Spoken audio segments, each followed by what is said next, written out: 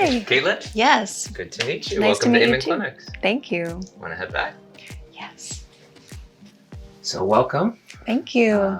So glad you're here. Glad to have you. Thank you very much. Tell me about what it is that you're hoping to explore today or to have answered today. I am a lifelong lover of caffeine and sugar, and I've just started to delve into the repercussions of that, of too much caffeine, too much sugar on your brain. How much are we talking? Like candy during the day and like 2 or 3 cups of coffee. I don't know what is. I think everybody is person specific to certain symptoms. So maybe one person can drink 6 cups of coffee a day and never see a difference in their brain health, but maybe I'm different. And I've been getting a little bit more forgetful, and my attention span is shorter. I see. So what does the coffee do for you when you drink it? How do you feel as you are fully caffeinated? Awake, more positive, able to get things done. And without caffeine? A little groggier, and I've been much more tired the past few years. And so, from what I understand, you're pretty high achieving throughout your academic career and at UCLA. Is that safe to say? I would say I'm a perfectionist. Tell me about that. In grade school and high school, I loved having straight A's. That was very important to me. Not as highly achieving now. I'm a little bit more relaxed. Yeah. And do you tend to have perfectionistic qualities in other areas of life, like outside of what you recall with schooling? I think that I do. Maybe in comparison to other people, I'm just normal now. Definitely in childhood, I think I was making up for that lack of my dad being in the picture. I wanted to do the best and be, star this or star that for some type of validation or attention. But I don't feel that way now. I just do my best. Oh, that's great. That you've sort of been able to outgrow your perfectionistic characteristic. Maybe through my tiredness. Right, it's hard to keep up being perfect. Maybe even impossible. The problem with perfectionism is you compare your secrets to other people's facades, and that's really hard to keep up. Yes, that's a great soundbite. I need that for my Instagram bio. I'm stealing it, Doctor. It is yours. Yeah, take it.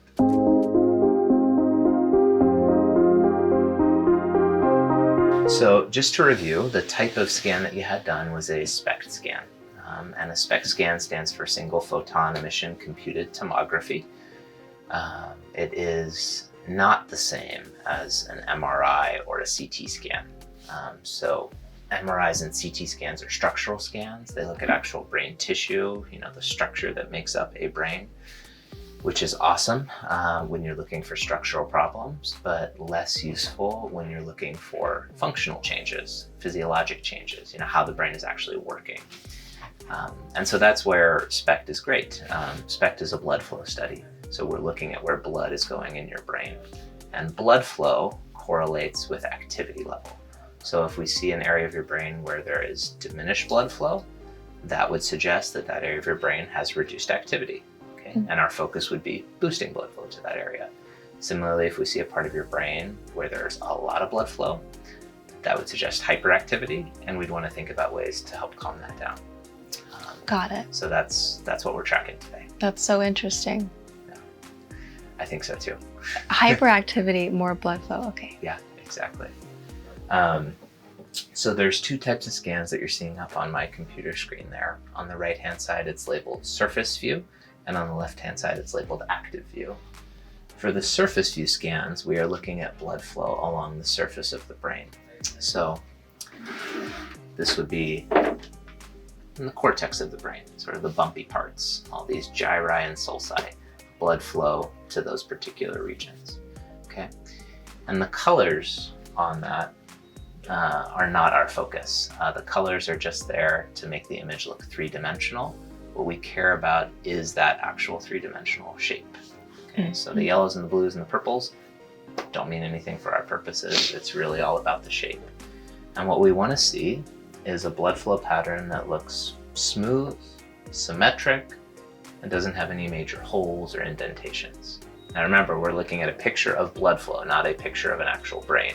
So if you see a hole, doesn't mean there's a hole in your brain or a dent in your brain. It means that that is an area of reduced blood flow compared to the areas around it. And then the views on here, bottom right-hand corner is the top-down surface view.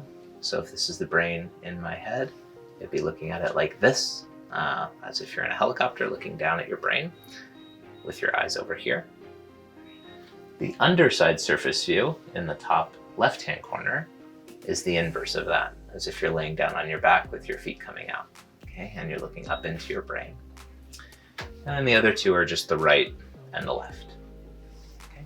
So those are the surface scans, again, looking at the cortex, which is more your thinking brain, your cognitive brain. So the active view over on the left-hand side is looking at structures deeper in the brain. Okay? So structures more related to emotional processing. We'll get into some of those particular structures in a little bit. For these scans, the color does matter. So you're seeing three colors up there, blue, red, and white. Blue would be calm, kind of baseline resting brain. Red would be 5 out of 10, so like a moderate increase in activity. And white would be white hot, 10 out of 10, very, very increased activity. So you can see up there, probably, that it is normal for there to be some red and white in the back of the brain. That is where your cerebellum is located. And the cerebellum is relatively small, but it's got a lot of brain cells in it, and so it tends to light up on these scans, which is normal. If we see reduced activity in the cerebellum, that can be suggestive of a couple different types of conditions, such as alcohol abuse or even hits to the head. But what we typically expect to see is, the back of the brain just lighting up with activity from the cerebellum. Questions about how to interpret the scans? No. No? Okay, you'll get your diploma in the mail and we will get started with your actual scans.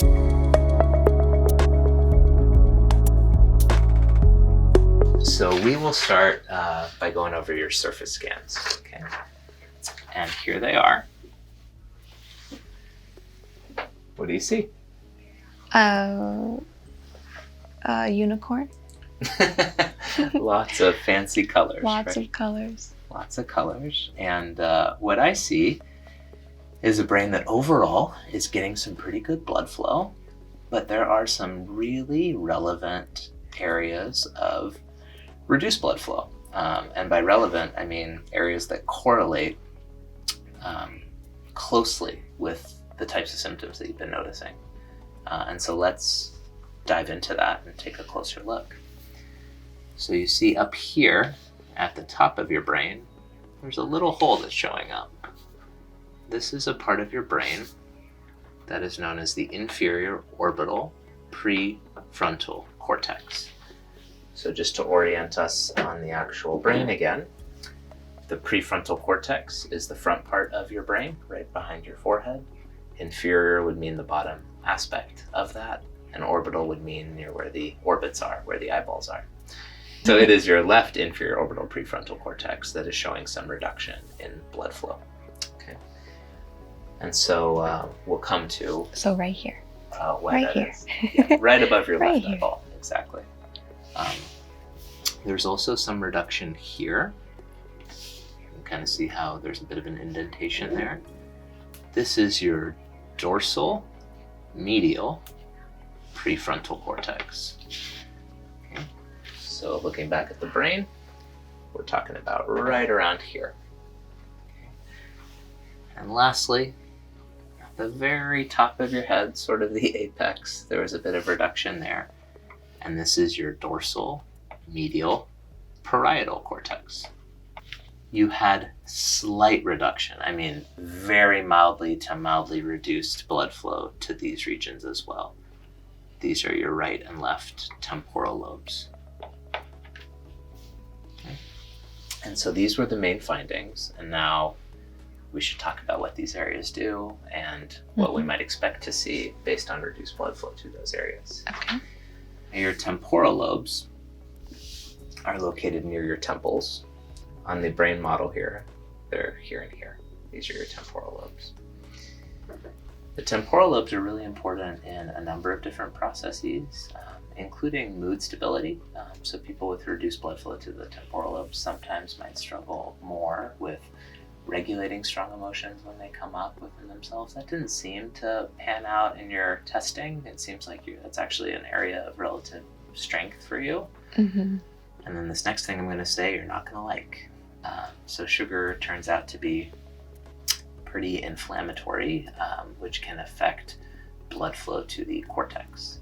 And we think about really 4 major types of foods that can increase inflammation and diminish blood flow to the cortex. And those things are refined sugars, gluten, dairy, and processed foods. All my favorite things. All your favorites. And this isn't about taking away all your favorite things. It's really about just making a conscious decision about is this particular thing good for my brain or bad for my brain? And so consuming less, I'll see a difference?